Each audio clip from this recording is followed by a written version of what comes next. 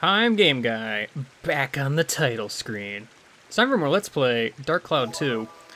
Real quick, while I am here, pretty sure this is new. I don't think there was an extras menu the first time, but in here you can do a speed up practice area if you really want to. And free race, I believe, is just you do Finny Frenzy whenever you want. I'm not real keen on showing Spheda practice area because it's literally just like more Spheda in all of the there's like I think 8 courses themed after the dungeons, and that's it. Like it's just 8 courses, you play Spheda, the end. There's not much to it. It's just kind of there. Because, I mean, I've already done a whole lot of Spheda in this game. I don't really need to show more. Real quick, if I go to New Game, you're able to select Max's clothes and all that. If you have beaten the game on, I think, at least any of your save files that you have here, all of the clothing that you have earned throughout the game will be a selectable option. Because I did not have Explorer's outfit available initially, so that is an option that is available to me because I got that from Donnie for getting all those super rad pictures. In addition, you can also select Monica's outfit. By default, she just has the princess outfit and then her usual attire, so, you know, that's kind of a neat little thing. I'm pretty sure the same applies to her. Like, you can get other clothes for her and they'll be selectable there. So, you know. Anyway, let's get out of this dank menu. Alright, here we are, back here again. Fishing contest still happening. Regrettably, this does mean I'm gonna have to build up all my weapons again, but we'll get there when we get there, etc. I don't know why I had Spheda Club equipped exactly, but it's fine. Let's talk about clothes. So in case you were wondering where to get various outfits for people and whatnot, I'm gonna go ahead and dig for Scoop. I don't think well, he had one thing, I don't know why, but it's fine. He has various clothing options available to you. Of note, because I showed off the ones that were default at the beginning, I believe all of these here are default except for the two-tone beret. So I'm gonna... Is it beret or beret? I know it's spelled beret, but I'm not, like, the most familiar. I also don't need to keep it. Just owning it seems to be enough, because I never kept the Explorer outfit, so, you know.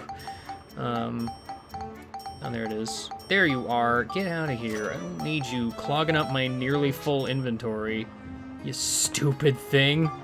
Where else to go? In the future, there was a tailor shop I may have looked at least once. I don't know. I probably looked at it, but... Oh yeah, no, I had to have, because this is where I got the monster transformation badges. Everything in here is default, I believe, but, you know, it's here in case you wanted to buy them again. Of note, during Chapter 8, they will go to Mylene and her weapon shop, so you don't have to worry about missing these very important pieces of clothing.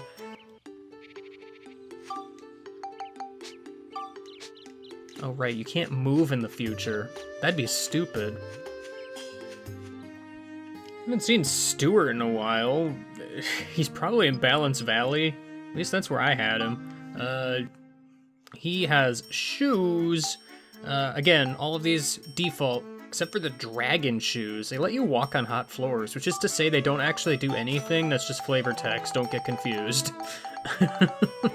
It's a weird sort of deal. I don't know if maybe I have to... Well, I don't know. I don't know if maybe that has to be in my inventory for a moment before it counts. I don't know, actually. I don't know how this all works. Do you think I do? I don't.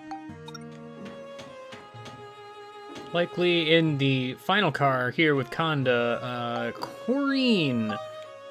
Is it Corrine, probably? I don't know. She sells ribbons. Again, the only default one here, actually, is the stripe ribbon. The rest of them are new items for you to obtain if you so want. I mean, I don't need these, but I'm just kind of doing it to do it at this point. Why do I keep going into this menu as if I can sell things here? I don't understand. Please. Remember Mina? I found her in Venicchio. I don't know if she's supposed to be here. I honestly don't recall. She might be on the train for you. I don't know. She sells shoes and other things, I guess. The only thing that's default here, actually, is the night boots and the pumpkin shorts, which I don't have on my list, apparently. It's fine. But, you know, all this stuff is new. So, you know, just go ahead and grab them if that's what you want. You know it, you love it. It's the Starlight Items Shop. Yeah, buddy. It's a place you get all those crystals. But also there's a star leotard here that I don't know if I acknowledged ever. But here it is. In Chapter 8, Mina has it, in case you were worried. Last but not least, Mayor Need. I'm pretty sure I looked at this guy at least once or twice, probably just once. In case you forgot, those medals that you get for playing Sfida and completing missions and such on the dungeon floors are what you absolutely need in order to purchase any of these. So, just, you know, putting it out there. If you're looking to save on medals, of note, I pointed out the Princess Dress, Princess Orb, and Princess Boots are technically free defaults for Monica. So if you don't want to actually, like, use them in your current playthrough, you can just skip them for the next time around, I guess. Furthermore, actually, if I may take a moment, there are some inventions we can do. Oh man, are you guys excited for inventions? Real briefly, while I'm actually in this menu, I'm gonna want to go ahead. Where is it? Legend of the Moon. Let's move that to the idea board real quick. Yeah. Easy. I don't want to delete that. And in fact, I want to just move it back to the album where it'll be safe. Okay. Just go ahead and do that real quick. All right. Now that I've done that, let's make a thing. Cloth parasol on Clown Robo's attack. What could it all mean? Ah, I can make myself the clown shoes. It works. I've done it. Bone, the moon, the ultimate Gaspard? Ah, I made cat feet. Say cheese. I guess. Moonflower Palace, Waterfall Curtain, and Flower Chandelier. Now, these are the princess boots. I told you you could skip these, but I figured I'd make note. You can just make them if you want. For some reason, you can only make shoes. I don't know why. Like, it feels silly to have these as an obtainable thing when, in fact, like, I mean, I may as well just make them. I'm gonna do it anyway. When in fact, you know, oh, I need another thick hide. Fine, I'll do it later. But, you know, anyway, I've mathed it out, and if I'm correct, there's a grand total of 397 medals in the game. If you save on all the stuff that I made and decided to purchase everything else, that should leave you with 205 medals, which leaves you with enough room to purchase 4 of these. Before you even buy them, I would highly recommend saving your game. Alright. I mean, you don't have to save your game, but, I mean, this is kind of you get one chance, basically, to get it right. So I'm gonna go ahead and just have to think real carefully here. Alright. Oh, discard. I guess I have to use it on a weapon itself. You know what? Good old gun. I can change name. I don't want to call it the Desperado. I'm pretty sure the name will actually... Oh wait, this is... I'm not used to this, keyboard, quote-unquote. BS is a weird way to just do backspace, I guess. Yeah, you gotta be sure you know what you're doing here, to be honest. You gotta be real sure. I'm gonna name it Dark Cloud after the video game I'm playing, because it just seems like a thing to do, to be honest. Just a general thing to do. I think it's a good name. It's a pretty good name. Yeah, I did it. There's a trophy for doing this, by the way. I've done it. What happened to Gun? Gun is now a sword. Bleh. So this is known as the name change ticket glitch, by the way. If you happen to change the name of your weapon to a weapon that already exists in the game and get the name exactly correct, the game gets confused and just changes your weapon into that weapon. This is a different ultimate weapon for Monica, in case it's not obvious. This isn't really super worth it unless you're like really early in the game, because obviously it starts out fresh at, you know, like level 1, no synthesis points, no extra bonuses you may have gotten along the way. Honestly, it's like not really worth doing, but it's still kind of a hilarious glitch that's in the game. Under normal circumstances, obviously, the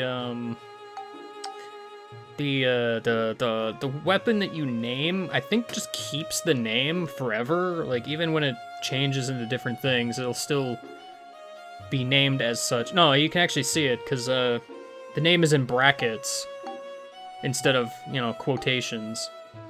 So, that's a thing. Anyway, that's why I saved. So, I'll see you in a second. This, however, gives us a pretty nice segue to talk about medals, and that's gonna be the meat of this video, so here we go. So of note, big reason I'm coming back to Chapter 7. The entirety of Moonflower Palace becomes completely unavailable once you enter Chapter 8, which means every single medal that's here is permanently missed. You cannot get it. Again, I still don't really understand why they did it that way, but I don't know. But either way, I'm gonna go through some various medal shenanigans, starting here. First up, let's talk about speed medals. The speed medals in Underground Channel are actually probably the hardest ones, to be honest. You have not a lot of time to clear out the entirety here. And since the map layout is randomized, you might want a little help. You may want to actually put Pow in your party for this, because his ability to let you see the map and detect mimics and know where the gate key is, which isn't really super relevant, but, you know, whatever. Very helpful for getting these speed clears. You don't have the magic crystal, but being able to see the map is at least real helpful. As an alternative to that, you could also consider Donnie. I don't feel like he's as useful, but he's allowing you to skip any of the locked doors that may show up, so you don't have to bother checking chests at all. So, that's up to you, I guess. Needless to say, you're probably best off just using Ride Pod and sweeping everything.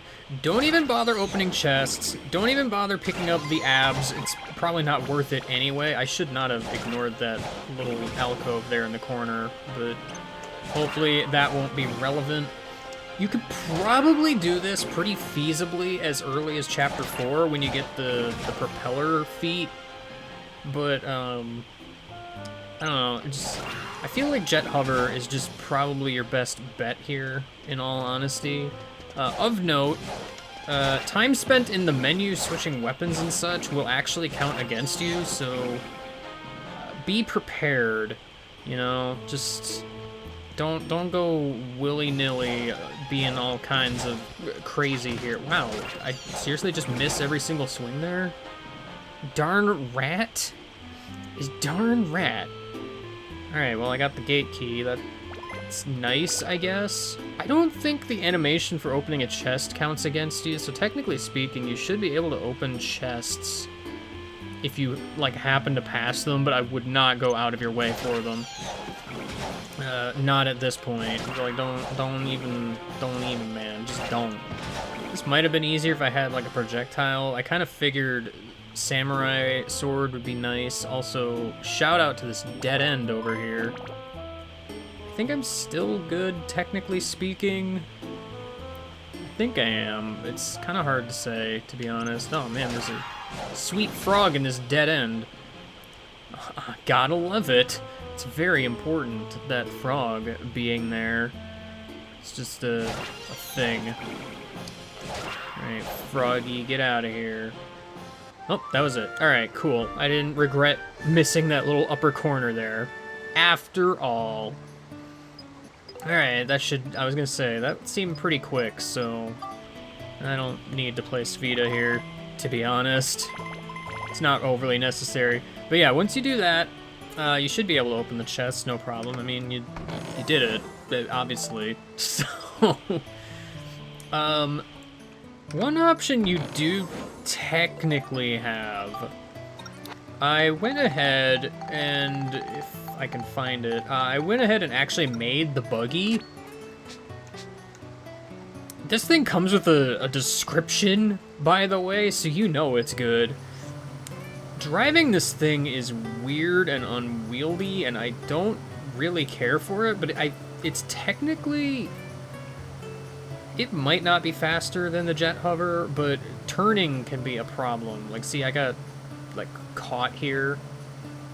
This is an option. You have this pretty early on, or at least it available. Was there a brake? I admittedly kind of didn't pay attention. Do I get a help thing for the buggy? I admittedly just did not look. Weirdly, I'm still missing a thing here. Oh, I know what that is, because it's in the fishing stuff. If I take it off and put it back on, does it give me the tutorial again? No, it doesn't. Nice. If you miss it, you've missed it. Good job. Alright, well, that's not that important anyway. Let's take that off. I don't know, some people like the buggy. I've just never been a fan. It's kind of weird. And, like, I feel like it could be useful in, like, straightaways if you didn't lose time by going in the menu and whatnot. So, I don't know. But yeah, I kind of lucked out here with, you know, there not being a locked door and everything. Because that can still screw you up. Oh no, my health. What a tragedy. Anyway. Gosh, a treasure chest key in Dungeon 1? This could only be good. I mean... Okay. Over here in Steve's battle. So these last two floors can be a little bit more tricky, because now mimics are involved. So you're going to want to open treasure chests. If you have POW, He can reveal which ones are mimics. I forget exactly how he does that. He might need the magic crystal to do it. I don't actually remember. I'm kind of waiting to see if something different happens on the mini-map. Unless he just like says, hey, this chest smells weird or something when I interact with it. I actually do not remember. Because thus far, everything has been normal. Stairs, my worst foe. Help.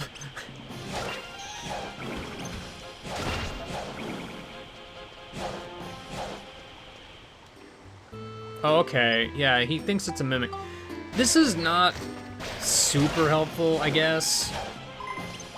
Maybe if I get the magic crystal it would be. It's possible. I don't remember if he says a thing or not. Gosh dang it. Of course it's gonna be these two. Or one of them's the magic crystal, the other one's the mimic I missed, so... Okay, I'm actually gonna take a chance here. I just want to see. Okay, it doesn't mark them on the map. Alright, so... POW's not super useful when it comes to detecting mimics, actually. Hopefully I still got it quick enough. I'm not actually sure here. These times are pretty tight. Well, I got the ride pod only goal, which was easy enough, but I did not get the time goal. That's just it. You gotta be quick and you gotta be thorough. Unfortunately, I was not. So... it's just kinda how it goes, unfortunately. Here at Noise in the Forest. So in Rainbow Butterfly Wood, the times are a little bit looser as far as how much time you actually have to do things, so it's generally a little bit easier. I would still skip out on most of the, like, abs and money, so, you know, just to be safe. Oh, there's two of you here, huh? Fine. Goodness, this is just the enemy party. What's going on here, guys?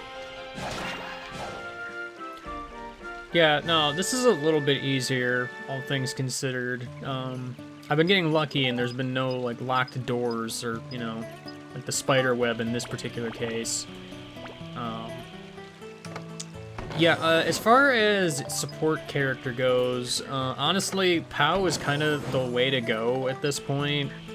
I mentioned Donnie mostly because I figured he might be useful sometimes, but kind of falls off a bit once you have more time to actually check things and all that. Kind of a sort of minor note here, but despite being in Chapter 6, the Chapter 6 version of Rainbow Butterfly Wood is still pretty tight on time. Like, the time you have is very similar to, you know, the base one. So, do keep that in mind if you're running through here. Probably more important, actually, because there's, you know, stronger enemies.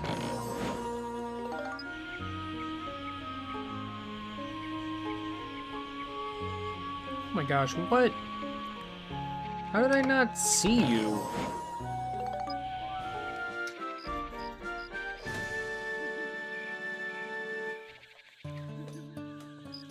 Well, I still got it anyway, so it's proof right there it's a little bit more loose, so in case you were wondering.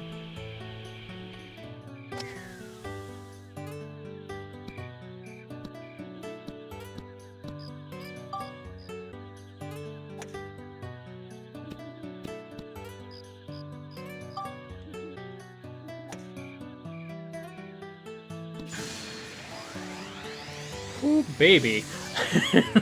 I kind of had to work for that one, jeez.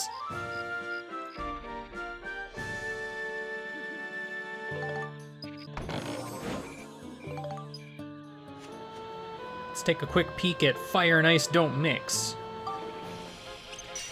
Starlight Canyon is a whole lot more loose as far as the time you have, but it's a little more awkward due to the way the dungeon's laid out. You should have enough time to pick up item drops now, though. Just don't dawdle too much, and, things should be fine. I generally find it might be easier to just kind of focus on one side at a time. It really depends on the layout of the dungeon. Like here, actually, I kind of shouldn't have because of how I get to the rest of the dungeon. Because there's only one bridge on this part of the world. I got lucky and I found the magic crystal nice and early, which is always a good time. So, just keep that in mind. In case it's not obvious at this point, Pow is kind of the only one who's really super useful at this point. Like, I mean, as it is, in this particular dungeon, I don't think there are any locked doors at all, so just, keep that in mind. Ah, sweet. I'm gonna need Thief.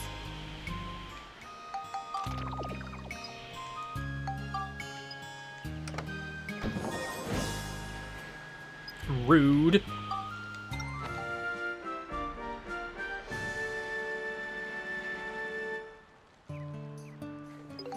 Yep.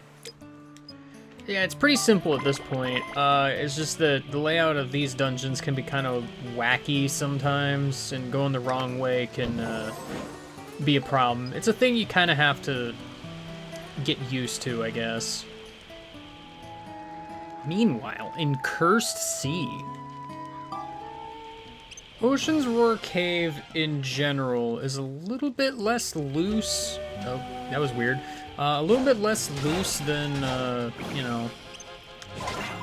the Starlight Canyon place that I have forgotten the name of momentarily. But it's still way better than Forest and Sewers. Generally speaking, if you have access to the outer beach area on the levels that have the outer beach, you'd probably want to go there first and just clear that out real quick, like. Happen to just kind of start right next to it, so... Man, these skeleton guys are annoying because they can just kind of revive themselves. I'm sure you already knew that, but, reiterating, be careful with them around, I guess. What? It's a mimic? Honestly, I'm finding Pow's little message very distracting, I think, because I've accidentally, like, clicked away from it a few times. So, viewer discretion is advised. Yeah, but that said, the dungeon floors that don't have the outer beach are pretty straightforward, because, I mean, there's no, like, real dungeon layout gimmick to speak of. And, I mean, that's kind of to be said about the rest of the dungeons in general, actually, because they're all kind of like that. And all the later dungeons actually have longer time limits than this one, so... That's kind of why I've ended up with a lot of time medals already, because they're pretty easy to get if you're just kind of going and not really dawdling too much. It's just mostly the first few chapter areas that are a problem. Alright, I think that's enough about time missions. Let's take a look at attack with only specific weapon missions briefly. Gosh dang it, dragon face. I only really wanted to bring up this one in particular is because Max's wrench and hammer have that weird property where he can reflect projectiles. It's of course worth noting, this does not count as Max's weapon, nor does throwing rocks at enemies and the like, so you do gotta be careful. When it says kill enemies with only one particular weapon, it means it. It's very literal. So, just, be careful, basically. Not much to say about missions that require using only Max's gun, because, I mean, unlike with the wrench having its weird quirk about reflecting projectiles, the gun can't do that. It just shoots and enemies die. That's really all it is to it. Also, yes, we reverted back to the previous weapons. I'll build them up again when they level up again. I did mention in the time missions, actually, that pausing with the item menu will count against you, but actually pressing the pause button will not. Just, you know, putting that out there. Whoa, man, back to grade 0. Oh, yeah. One final thing, real quick. Max's little kick move at the end of... Well, not at the end, but when the enemies are laying on the ground, that does count as his right-handed weapon, despite the fact that it does not look like it. Just, you know, of note, I guess. His right foot is attached to his right arm. That's how it works, I guess. And as you're probably aware, if you did it right, you get the medal at the end once all the monsters are dead. So, you know, I got 2 for 1 there. Nice. Over here in Death Ocean. When dealing with Monica's sword, it's worth mentioning, I mean, it's her right-hand weapon, obviously. The magic absorb thing is very much not a sword attack, somehow. Also, these tanks, for the record, special mention to these tanks. The cannonballs they shoot out will do damage to enemies when they explode, which of course means, that was not a damage source that you want. Therefore, be very careful around them. Best thing you can do with the cannons is to just kind of just kill them quick, because obviously doing anything else, oh gosh, yeah, Monica's gonna have a hard time robot fighting here. Oh good, I got paralyzed. Well, I got these, the petrified, that's the word. I don't have any petrify curing items. I mean, yeah, I see these, but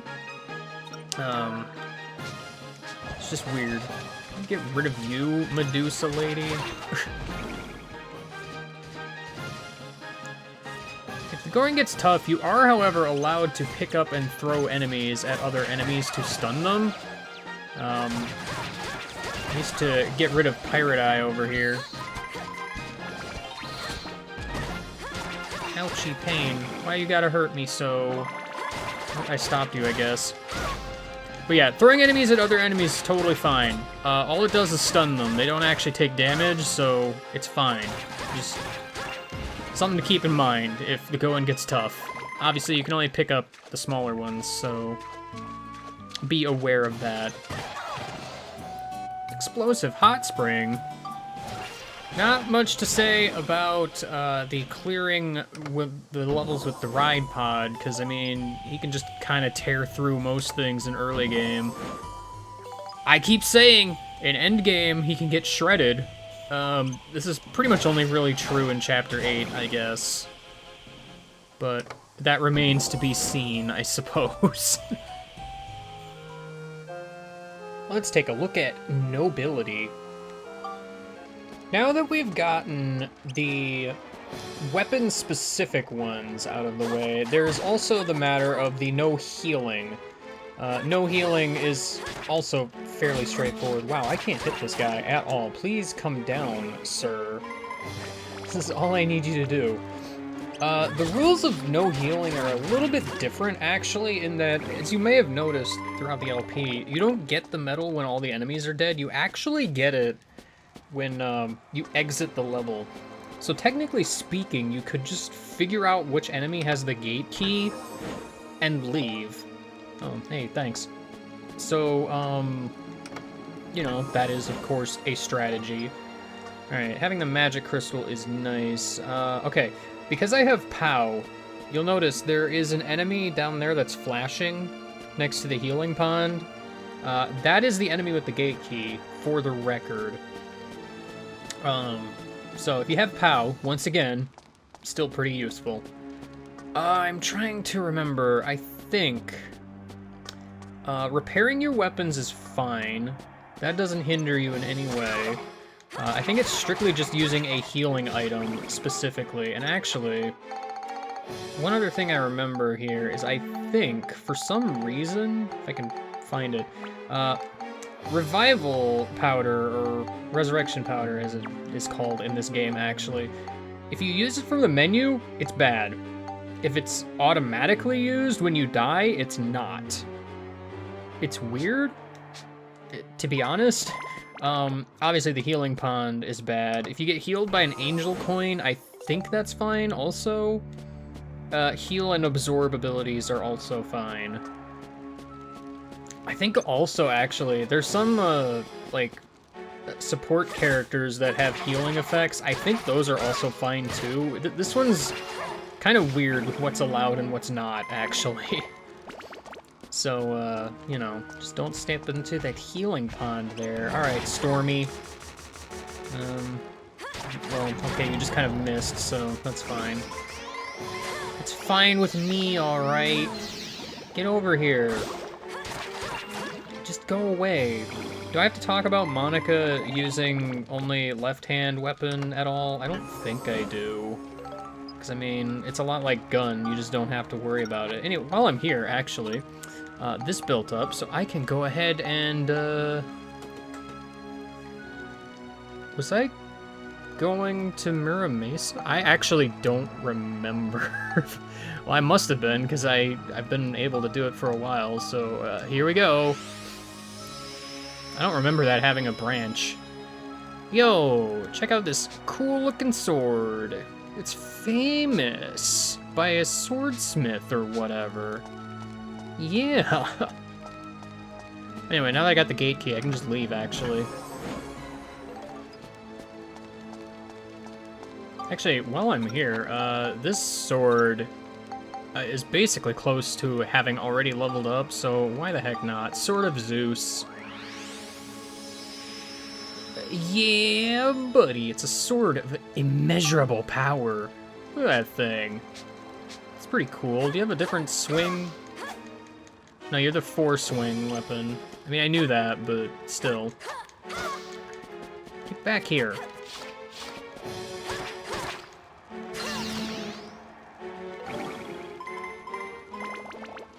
Actually, about the, left-handed weapon for Monica. Monica's sword absorb ability counts as magic, so that actually does work in this case. But make sure you don't actually hit the enemy with the sword swing, because that will count as sword. Except I went ahead and killed all the enemies anyway. Mostly because I want to see if I get the time mission. I did not, actually. I spent too much time in a menu, probably. It's fine. Speaking of spending time in a menu, let's go ahead and do this now while we're at it. 5-star armlet. I will say, there is one other ultimate weapon armlet that exists, and, it's not great. Like, I don't quite get it, actually, because it just doesn't have as high of maximum stats, I guess. It's, like, otherwise pretty much the same. It's weird. Like, at least with Max, he has different types of guns as ultimate weapons. Not so much here. It's weird. Anyway, moving on.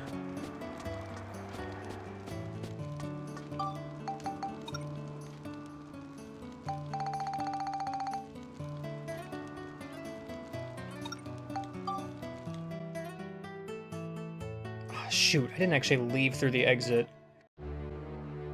In case I left this in to make myself look bad, you have to leave through the exit, otherwise it doesn't count. Oops. What? Going back to fire and ice don't mix. Oh, sweet, it's raining. Nice. Nice backdrop for the current thing. In case you didn't see it on the way in, Monster Transform. Remember that mechanic in this game? Yeah, there is missions for Monster Transform only. They're not great, because Monster Transform is just super weak, unfortunately. I've mentioned in the past, using Gemron is probably your best bet. Like, there's not a lot of contest here. I've heard people say that the frog is good, the aquatic badge, but, I don't know, man. I feel like the fast firing is nice, although I will say, actually, I guess to a decent demonstration here, let me go ahead and transform into Froggy here. Froggy has this poison attack, which I am not strong enough to make use of. But if I were, I could poison enemies. So that is of note. Yeah, this is just a real unfortunate mechanic, I feel. Yeah, just, you know, I'm just gonna sit here and spam this for a minute or two. I don't know if I'm gonna get the fast time on this, but I already did that anyway, so it kind of doesn't matter. I guess, friendly reminder otherwise, Monica shares health with the monster, so don't die, because Monica will die. Unlike Max, who has a buffer of sorts. I don't know if you've noticed, in case you forgot, Monster Transform, all enemies have, like, a certain, like, species type, so because this is a gem run, I can, you know, talk to him. Wow, so nice. That also means they're passive to me, so pretty easy to take care of. If you do have an enemy that's giving you trouble, I guess technically speaking, you could transform into the monster type that is passive to them, but unless they're reptiles, I guess good luck actually winning the fight, because I'm pretty sure they get aggro if you attack them while they're nearby, so...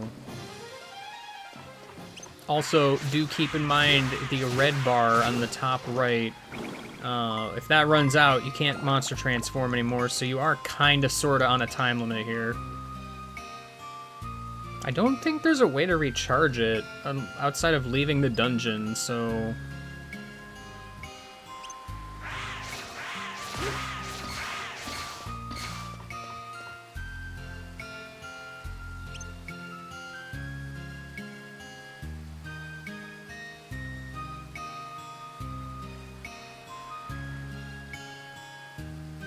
You gonna turn around ever?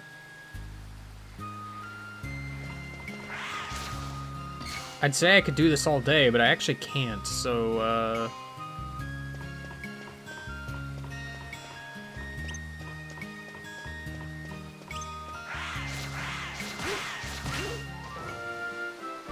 I did it all by myself. Yeah. Monster change wipeout. Sweet.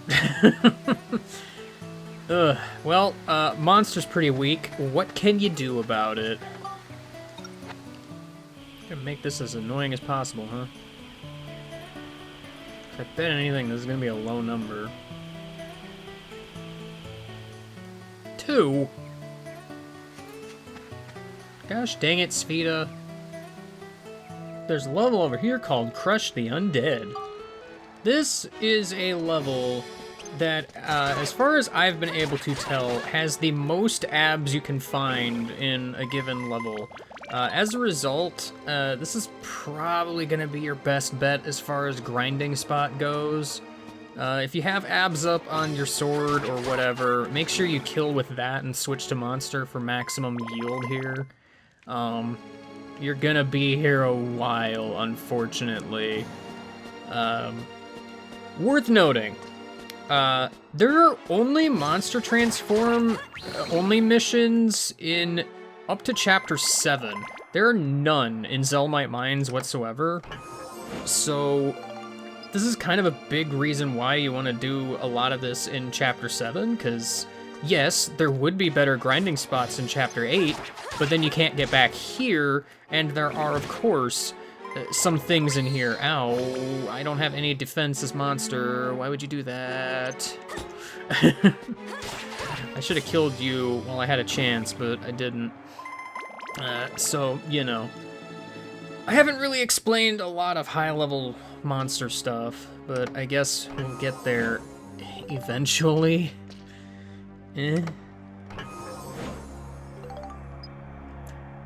I guess while I'm on the topic here, there are also medals for fishing in the forest, there's some on the beach, and there are some in the lower part of Starlight Canyon. I already kind of talked about fishing, so I don't feel like I need to right now. Also, I've already talked about Spheda this whole playthrough, so I think we're good on that front.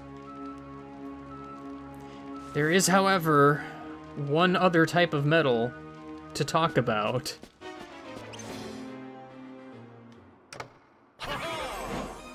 Hey, clown. Been a while.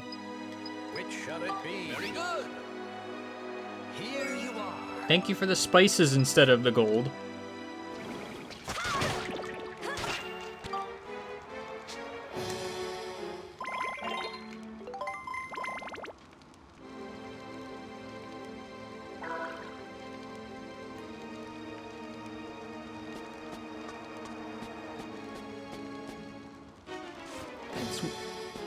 That's weird. I'm poisoned as Monica, but not as the monster. That's really weird. I didn't ever know that was a thing. Okay. Yeah, so I got a few level ups here. It's gonna kind of take a while. For the record, if you want to do this at all, for whatever reason, you're pretty much gonna have to get this guy all the way up to like level 51-ish, for reasons I'll explain later. But yeah, gonna be here for a hot minute, unfortunately. But I'll come back to that later, I guess. There's a medal known as the Kill Enemies with Only Items. This is a bit of a thing. So let me move on and explain where to find items. Here in Future Sindane, if you climb up the ladder, you'll find yourself at the Mushroom Burgers. Mushroom Burgers has a lot of various fruit items. Of note, you can buy the bomb nut. These are bomb items, but you can carry a lot of them, and they don't really do that much damage, but they're still pretty perfect for early game. As far as fruit goes, I'd recommend buying as many as you can. You can hold up to 50 of all of them. Except bananas, I guess. Can you? I don't think you can throw bananas. Never mind. Banana. Ignore banana. It's not important. Don't pay any attention to banana. I'm gonna go ahead and buy these. Yeah. This one of note. You cannot buy this anywhere else, which means once you hit Chapter 8, these are gone. Thankfully, it's not really relevant once you hit Chapter 8, so it's also not, like, super useful. For a more permanent solution to the fruit problem, there is Adele over here. She sells fruit. She also is the only source of the stone berry, so I'm gonna go ahead and pick that one up here real quick. Like, I could probably use more tasty water while I'm at it, so just, you know, whatever. Remember Eric? He's still pretty useful at this point. You know, getting those free bombs. I mean, why not, man? It's free bombs. Just free bombs every day, all day, every day. So, you know, in case you wanted that. Alright, Morton over here, he sells all kinds of bombs, including final bombs, actually. So, if you ever need more bombs, this is the place to go.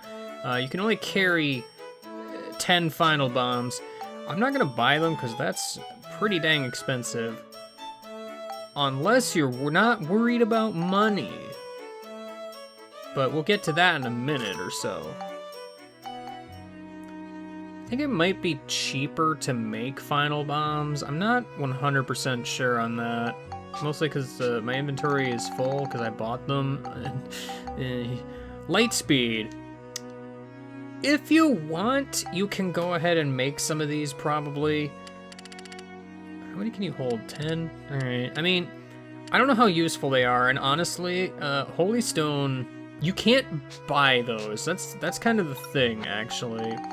There are these throwable items that I haven't really made use of, these things. You can't buy these. The only way to get these is to find them in chests or steal them from enemies and whatnot. So, you know, they're fairly important. I've been selling extras throughout most of the game just for extra cash, because I'm not using them really, but you do want to hold on to some, because they're relevant. Holy Stone is weird, because I don't think there's a lot of reason to use it until, like, Chapter 8, probably, but maybe, I don't know.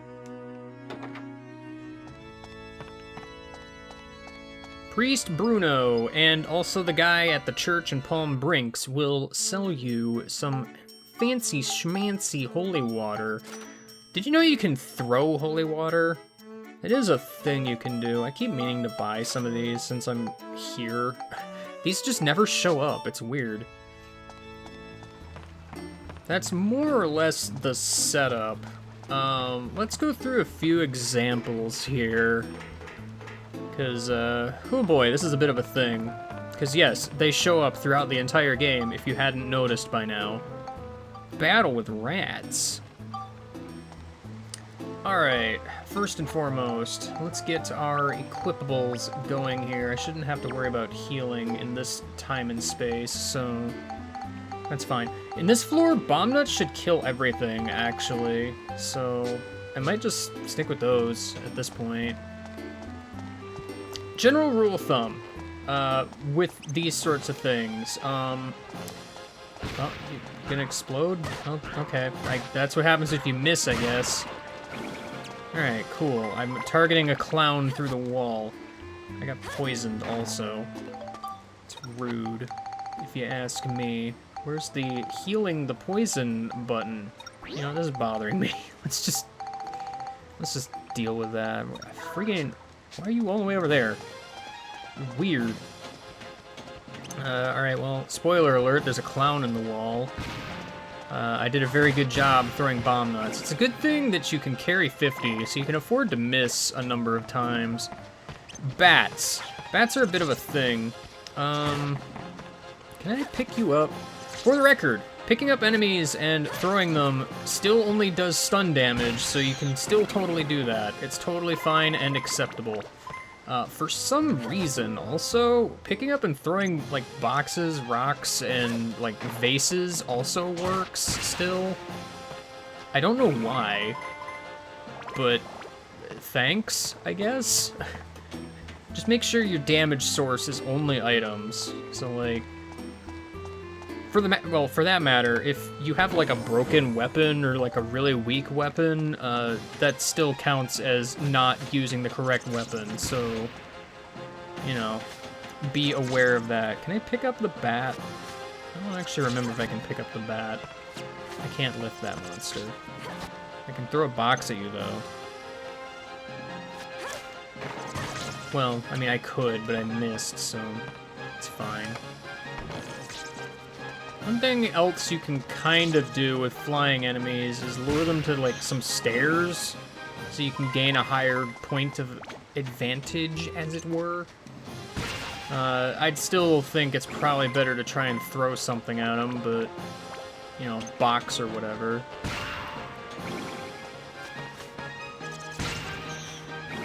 Yeah, I guess if you time it good, you can also just throw a bomb at them when they lunge. So Looks like we got 'em all. That's a thing.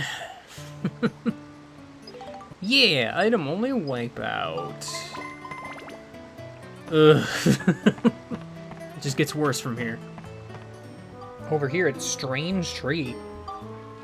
Alright, worth mentioning. Probably not a terrible idea to actually use Max here, because he has a faster pickup speed. Also, poison apples.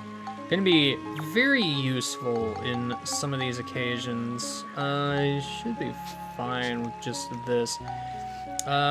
Molars. Whoa, okay. Yep, I wanted to target that guy. Hit this guy with an apple. He's poisoned now. You can just leave him alone and he will die eventually. Generally speaking, if you can, poisoning enemies is totally acceptable behavior. just, you know, remember that you haven't finished them off and all that. So, just kind of a thing. Everything else, you're gonna kind of have to, oops, I've been cursed. Did I? Okay, yeah, you can still hit them when they're just a dirt pile. Usually, it's kind of awkward sometimes. Yeah, there's just a number of enemies that can't be poisoned, though. So you have to, you know, be aware, I guess. So that'll be nice. Sup, Angel Coin? Are you an Angel Coin? Actually, you're not. Alright, rude. As I recall, Tor is one such enemy that cannot be poisoned, so you're gonna... Oh, hello. Does that count against me? I actually don't know. You're gonna have to bomb him, because otherwise you're just not gonna... This is an exchange we are having. Of note, when enemies are really low on health like this, you can actually go ahead and just, like, kind of throw literally anything at them. The fruits will do damage even if they don't inflict the status. I want to say they do, like, 5% max HP as far as damage goes. I don't actually remember. But yeah, as you can already tell, bomb nuts are already starting to fall off pretty significantly, so, you know.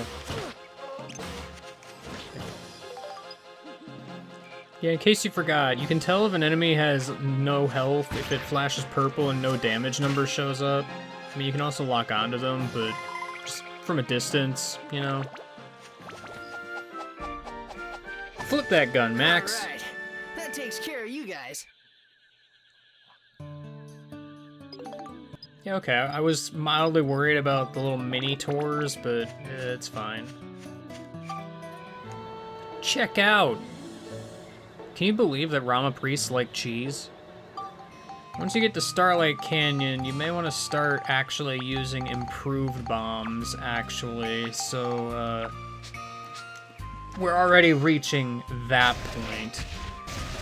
Mimics, as a general rule, just can't be, like, poisoned, so don't even try it.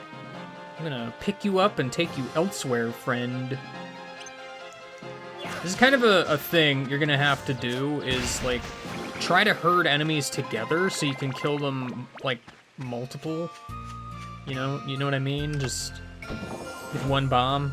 Because, like, a lot of the later dungeons just kind of have too many enemies in order to just not run out of bombs all the time. Some of these you may want to consider just bringing Eric along. So, you know. Banquet of the Dead. Here we have a whole slew of things to be concerned with. First off, Skelemen enemies. You can throw holy water, kids. They just kinda die. Oh yeah, that's how you got the undead badge. I may want to actually pick you up and toss you at another dude somewhere, possibly. Save on some holy water, if I can.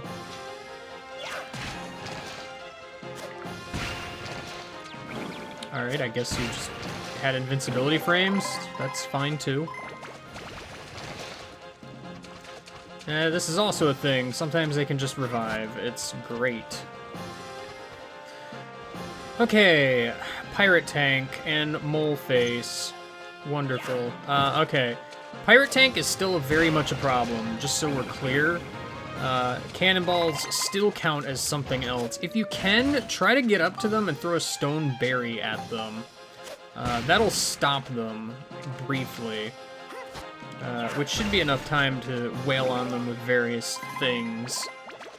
So, just, you know, keep that in mind. Those guys can ruin things for you. Oh, sweet. Get out of here. I got a little dicey in parts, but it's mostly fine. That takes care of you guys. Nothing can really kill me here, because I'm just over-leveled for this sort of area. So, I mean, that's not really anything to worry about. Yet. Anyway. Oh no, it's the burning undead. I don't actually know if his mask has any effect on anything. I'm not totally sure. It sure does. Okay. Good to know.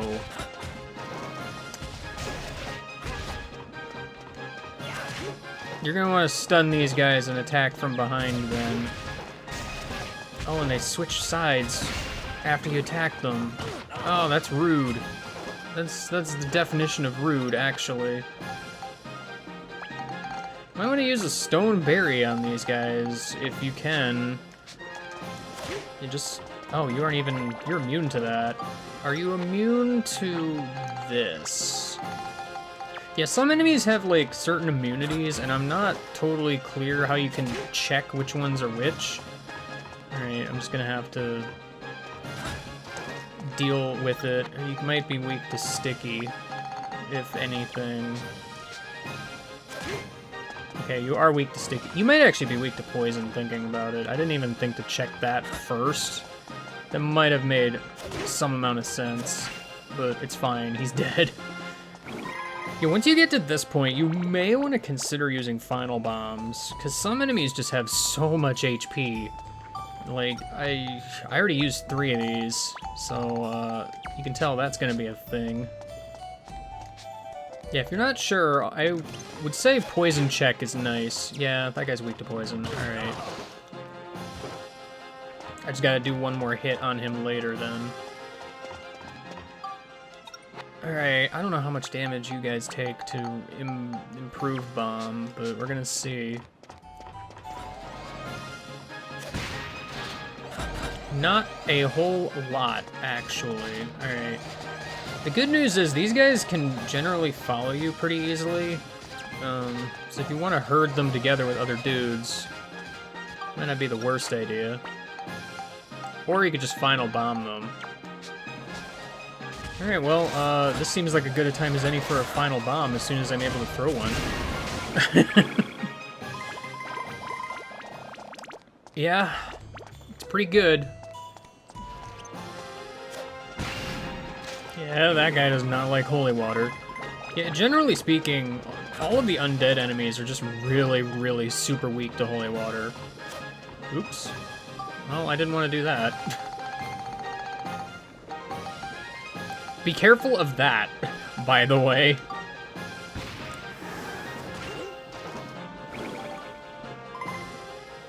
Oh boy, these are getting a little bit more rough. I mean, kinda. That takes care of you guys. You just have to start using more and more powerful items, so... Because improved bombs are just not gonna cut it anymore. Sadly. And it keeps going.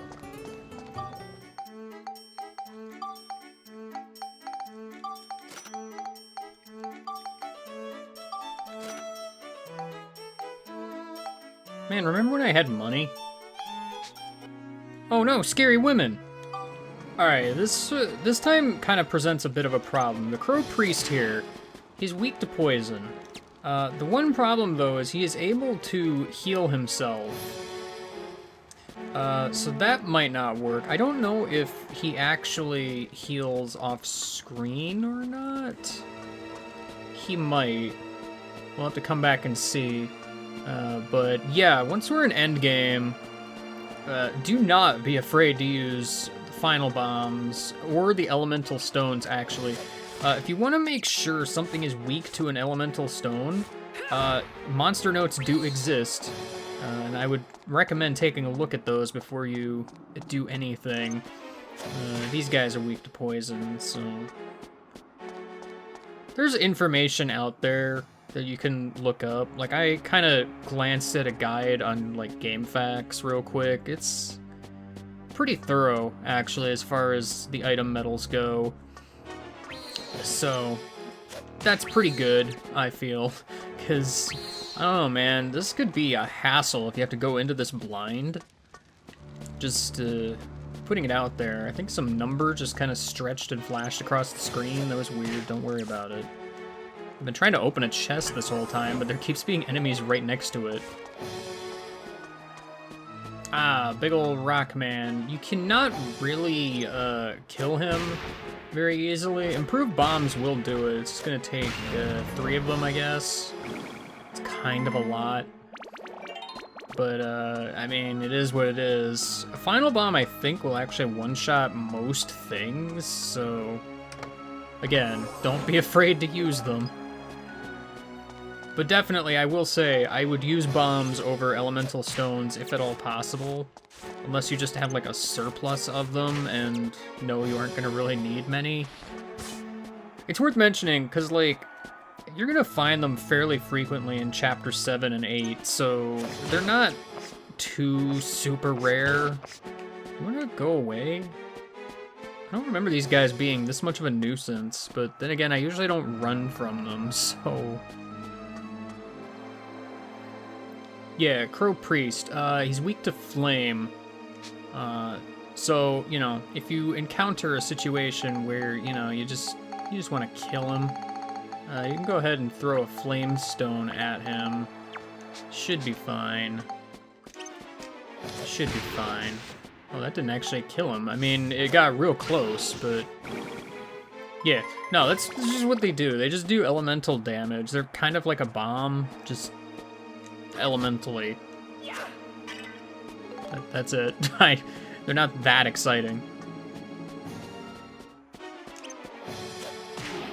Okay, so that should have worked, but I wasn't quick enough. I mean, technically speaking, can I use one of these on him? I'm not actually sure.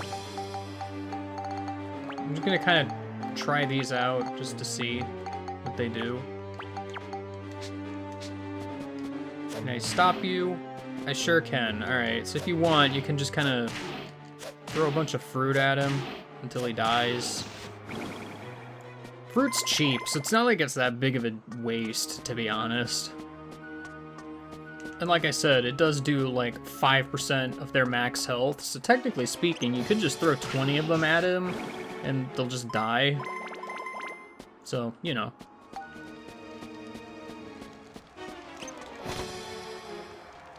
Oh my gosh, I just shot a bullet. What? How did I do that? What? Alright, well, in this case, I should just leave and come back, because I literally just ruined everything by dealing damage with the gun. I don't know what the heck happened there. But, okay. Yeah, this could happen sometimes. You just gotta give up and leave. Escape powder would be quicker if I didn't already have the gate key, but, yeah. But, I mean, realistically, that's kind of the gist of everything. Zelmite Mines is going to be very much the same as Moonflower Palace. Everything takes forever to die unless you use the powerful stuff, so, yeah. That's basically it. If you're going to do anything before going to Chapter 8, you're going to want to do the Monster Transform stuff and all of the Moonflower Palace medals before you go to Chapter 8. If you want. It's a tedious process, and it's going to take a while, but, I mean, if you're that kind of completionist guy, it's up to you. Next time, I will have beaten the game again, and we're gonna head on to Chapter 8 proper. See you later, and goodbye. So in the process of grinding Monster Transform, which apparently is a thing I did, by the way, once you reach level 26, you have the option now to change class. I can now transform my Wind Gemron into an Ice Gemron. Wow!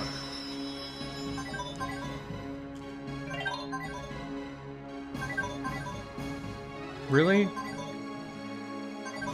Extremely super mega level hyper convenient phone call right now! Oh man, it's an Ice Gemron. I got a monster drop. What's a monster drop, you might ask? Well, you can ask that question if you want. Where is it? Oh, this thing. Okay, this is a special item that you get when you transform a monster. You can spectrumize it for stuff. It's alright, I guess. It is not worth the effort, but it is in fact a thing you can do. I'm noticing I'm still green. Is that just because I haven't, like... Why am I still green? Hello? Oh, okay, I have to switch. All right, now I'm blue. I shoot ice now. It's fine. Anyway. Yeah, I think I didn't actually take a note of my stats or anything to see if that went up or not. I don't know. Oh, they actually did. Because I'm noticing now I can switch between them, which is a thing you can do, by the way. You can go back to the green one if you want. It's just, I guess they're gonna be weaker, so that's fine. Anyway, I'll see you somewhere else, I guess.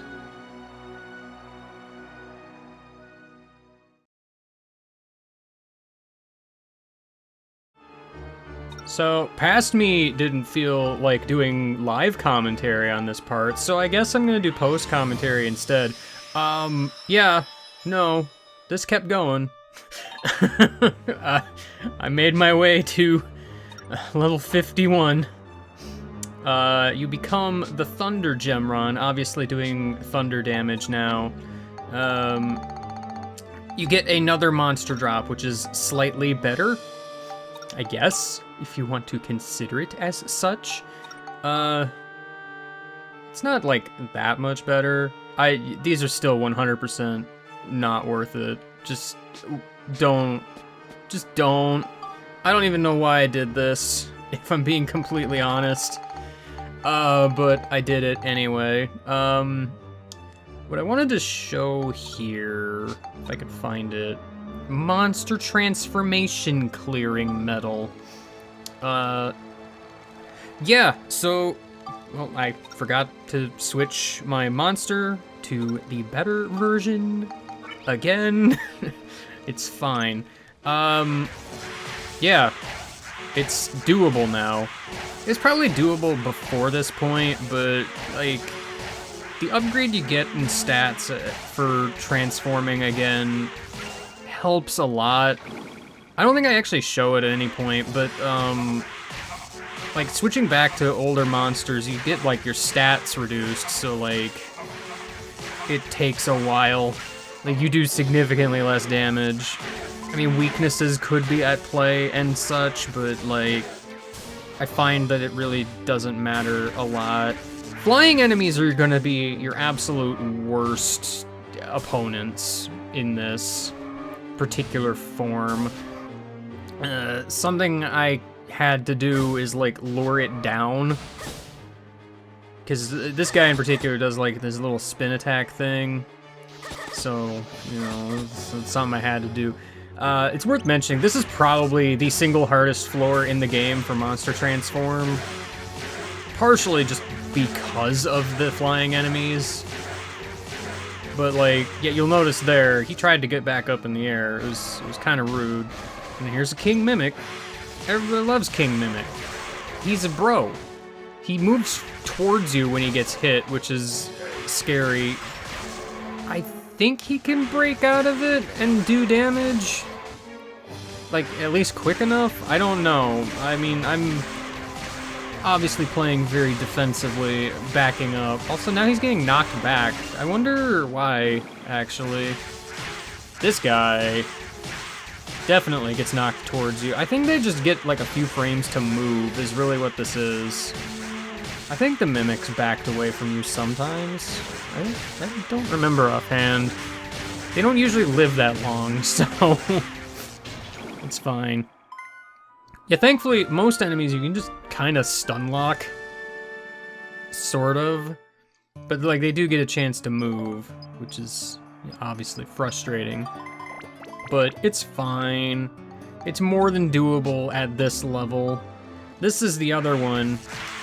If enemies are in your same species, I've probably mentioned this before, they're just 100% passive to you, so like all these drakes are just gonna like ignore you. You can talk to them though. Yeah, the jewel's gonna run out of juice today. I think I had said that like they get aggroed if you attack them, and that does not appear to be the case at all. So, you know, go ham. It's a free win, basically. That is another reason why you could theoretically upgrade multiple monsters if you really wanted to. I still wouldn't. Anyway, that guy's dead. Get out of here. Elephants, not even a problem. It takes a while, you can tell, because I'm speeding up the video. My voice isn't sped up, though. And it's sad. Everybody's sad. Probably. Yes, cleansing unpure souls. That's what I'm doing, I guess. I don't know. I'm just kind of casually murdering all the dragons. That's what I'm doing. It's crazy. It's just crazy. Anyway, he died. I don't know, man. There isn't much to say. Like, you just kind of run around and you mash buttons on every single enemy that exists. Like, look at this. You just run around and you mash buttons on every single enemy. Forever. That's the mission. Oops. Yeah, I guess that's proof there that, they're rude. Anyway, it's fine. It's fine. See, I did it. Everything worked out in the end. And that's actually it. There's only 3 monster transforms in Moonflower Palace. There's I think like 1 or 2 in chapter 6. I actually don't remember. But these are gonna be the worst of it, bar none. Like, especially that first one I showed, like, they're just, I don't know, in case you wanted to see the stats, I guess. It's probably what past me was doing, showing off the statistics that you might be able to see. I found the magic crystal at the end, which is always hilarious. Hey look, free Spheda. Do I play Spheda? I don't think so. I don't have a reason to. I already did it. Speaking of, yeah, grinding up the dragon took a while. just so we're being completely clear here. And it's like, I figured if I'm gonna be grinding this thing, I mean, you know, whatever. I kind of implied I wasn't gonna bother doing this, but man, there's a small part of me that's like, if I'm ever gonna 100% this game, and I still don't know if I'm going to or not, I may as well just do this now, so it's done. Just, I don't know, that's my rational thinking. It took a while, don't get me wrong. I wouldn't recommend it, personally. Some of those floors are rude. Anyway, next time for real, going back to chapter 8. That's what we're doing. Going to Palm Brinks for some reason. Anyway, bye.